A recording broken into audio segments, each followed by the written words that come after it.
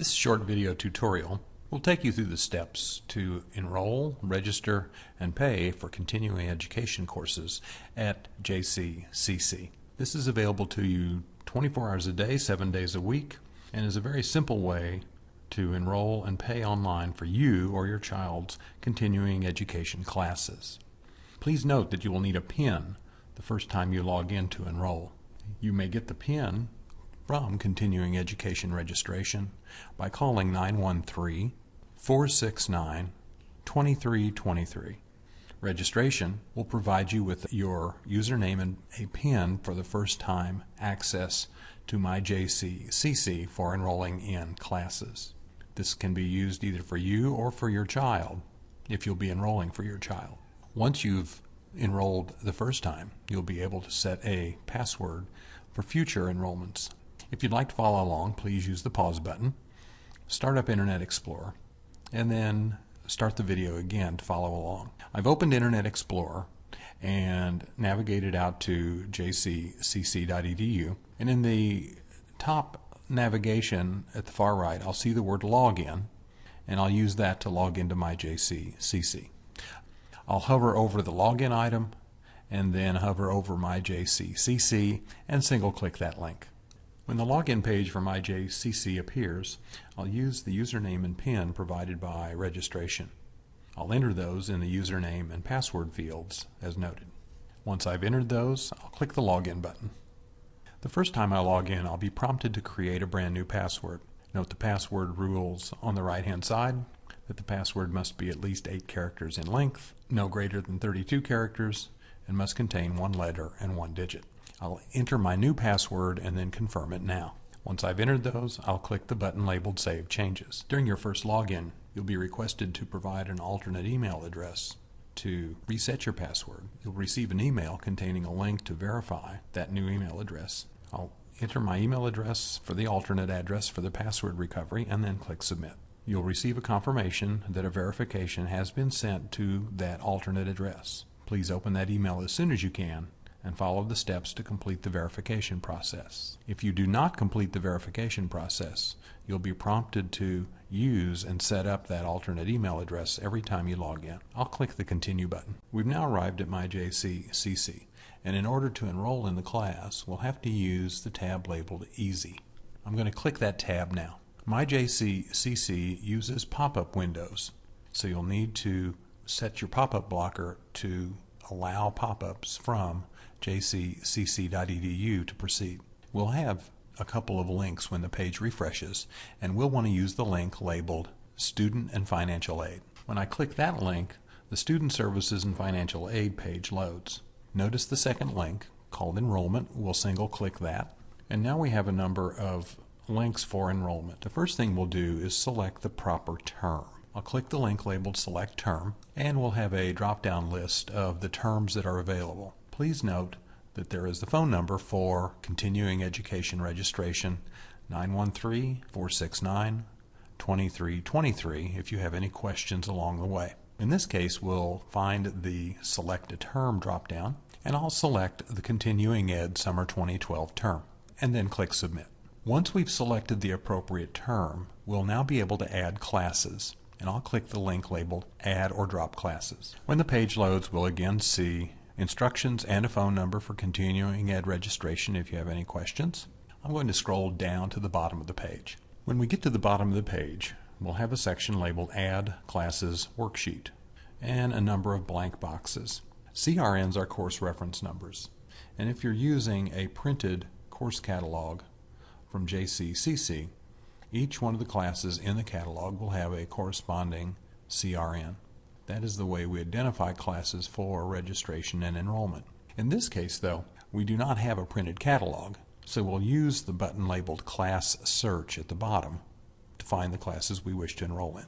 When the lookup page appears, we'll scroll down and take a look at the number of ways that we can search for a class. Notice at the top that we can search by subject, we can search by course number, we can search by title, we can search by instructor, we can search by start time, end time, or the days that the class meets. For the purpose of our demonstration, we'll use the subject Youth and Talents, and I'll scroll the subject box down and single click Youth and Talents.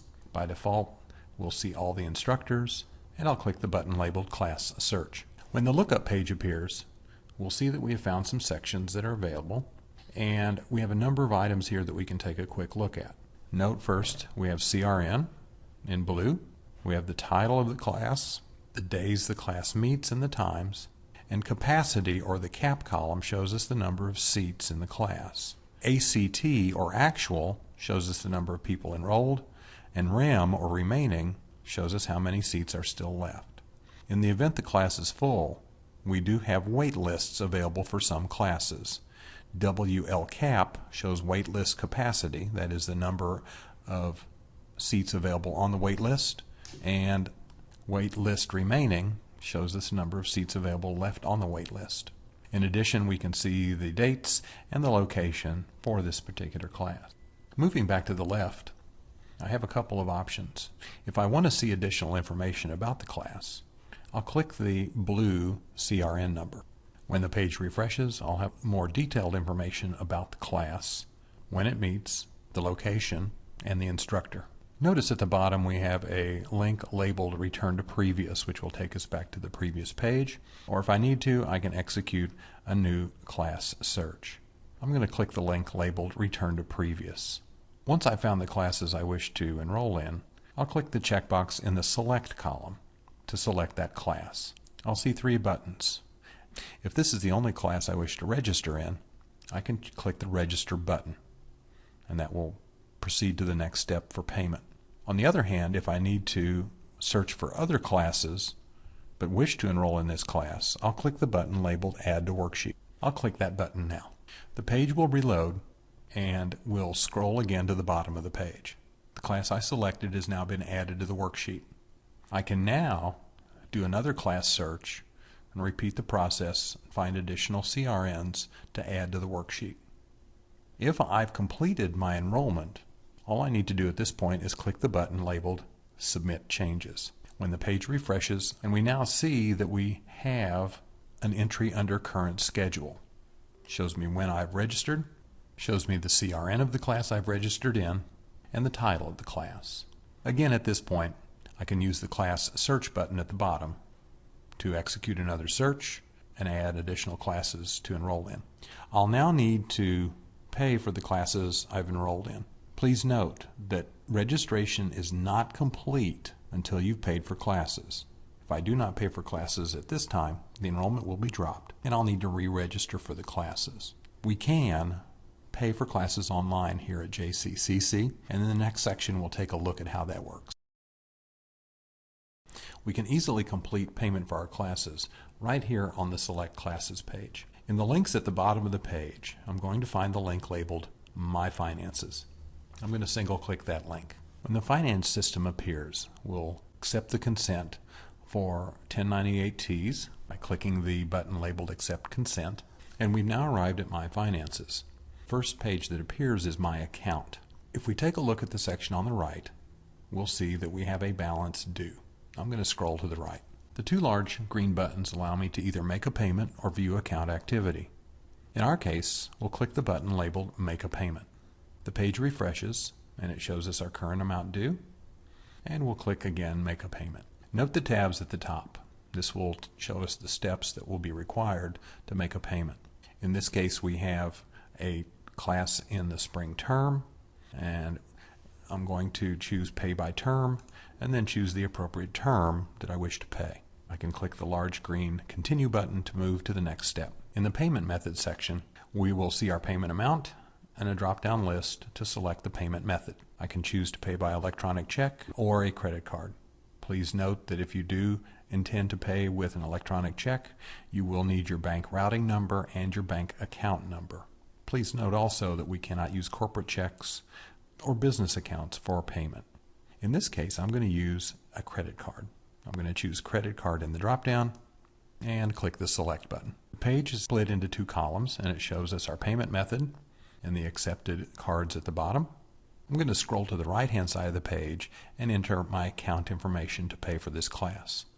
Once I've entered my credit card information and billing information, I do have the ability to save this information for my next enrollment. I can save this billing and credit card information for future enrollments. In the Option to Save section, I'll put a check in the box labeled Save this payment method for future use and give it a unique name. When I'm ready, I can click the Continue button. I'll now have a confirmation. I'll review this information and then click the Submit Payment button.